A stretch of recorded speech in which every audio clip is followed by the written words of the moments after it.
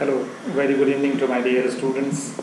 Today, for your International Relations, paper number 4, Theories and Approaches, I will be talking about feminism as an approach to international relations.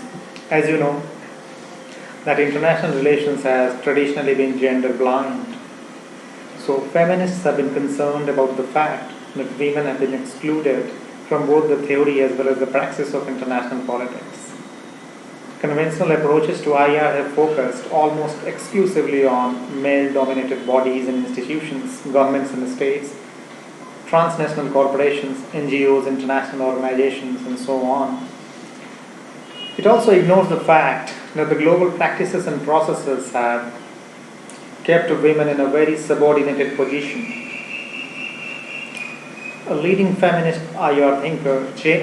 Ticknor, has exposed the theoretical framework of global politics that gender biases are very pervasive in international politics. Ticknor uses the ideas of constructivism and post-structuralism also to draw on his feminist conclusions for international relations theory. The feminist thinkers of international relations have particularly criticized the power paradigm of international politics. J. Ticknor has criticized the Morgenthau's 6 principles of political realism. He has transformed these 6 principles, and the first principle suggests that it's critical of the Morgenthau's approach and suggests that the Morgenthau's description of human nature is not scientific, rather it is culturally defined, because human nature can have both masculine as well as feminine elements. Ticknor suggests that national interest is both a multi-dimensional concept. It can't be defined just in terms of a struggle for power, because national interest can at times be also served through cooperation. We can see in contemporary times of globalization, although a small setback is there for the process of globalization because of the COVID-19 crisis. But even this crisis will have to be dealt through the agency of cooperation through international institutions. You must have heard about the strengthening of World Health Organization and other institutions of the international bodies like the UN. So, the element of cooperation can never be undermined if the human race has to survive on this earth. Ticknor further suggests that power cannot only be defined in the masculine sense of domination. It has to be understood in a constructive sense of empowerment. Possibilities of using power as a constructive and collective empowerment tool in the international arena has to be sought after. Another important point is that politics can't be separated from ethics. Every political action has moral consequences. This also applies to the field of international relations. Sixth point is about autonomy of the political sphere, which Morgenthau privileges very much. Ticknor criticizes this as a very narrow view and unacceptable, because this autonomy of the political is defined in such a way that excludes the concerns and contributions of women.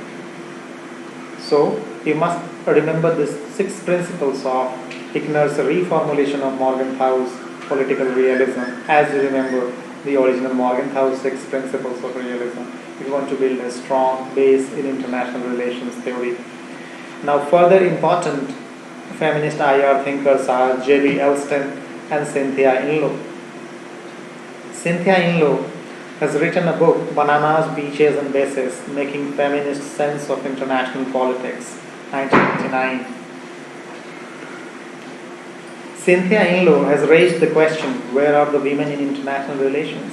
She says that women are missing from international politics, particularly from decisive authoritative position.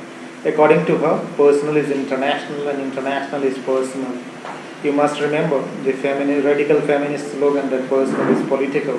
Similarly, Cynthia Inlow has reformulated that to personal is international and international is personal, because she suggests that war can have different consequences for women and men. You must have heard about war widows. You must have heard about American and the Western military bases in third world countries exploiting nearby women in those countries. So the intersection of power politics paradigm, the sovereignty issues, human right issue, women right issue, and the issue of gender justice in a way in international relations becomes a story of multi-layered complexity. So feminists are trying to decode these complexities in a way. Cynthia Inlow says that women unfortunately are in three positions, seen in three subordinate positions in international politics, either as a plantation worker or a sex worker or as a diplomat's wives hosting dinners during diplomat meeting. As far as the symbolic meaning you can draw from the three keywords bananas, beaches and bases, making feminist sense of international politics. Bases suggest that in near military bases, the exploitation of women as sex workers is going on rampantly. So states can privilege, they can suggest that they are doing some great democracy promotion exercise, they are doing suggesting that they are going for serving their own national interest. At times this can be cases of humanitarian intervention.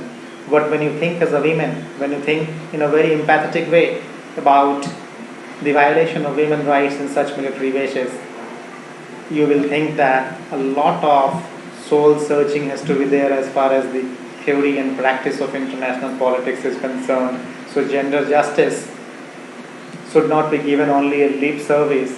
This gender justice issue must become a core priority area for the foreign policy of sovereign states, as well as it must become a priority area for the United Nations organization, so that it is applied by all the sovereign states of the world. And we can learn from the Scandinavian countries who have started foreign policy discourses in their started feminist discourses, integration of feminist discourses in their foreign policy making. So this is all for today's lecture. We will meet in some other lecture tomorrow. Thank you.